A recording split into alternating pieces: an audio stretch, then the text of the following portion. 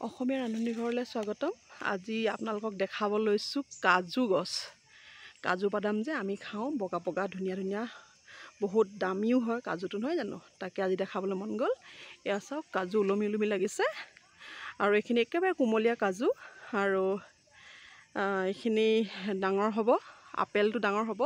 যেতিয়া আপেলটো ৰঙা হৈ পকি যাব, তাৰপিছত কাজুটো ছিঙিব পৰা হ'ব।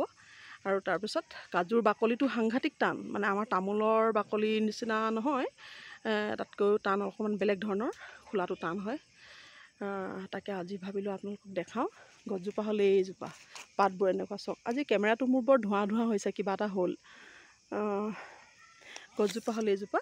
ইয়াত বহুত কাজু গছ আছে আৰু তাকে দেখাবলৈ আজি মন গ'ল। বহুত কাজু লাগিছে, সেইখিনি চাওক।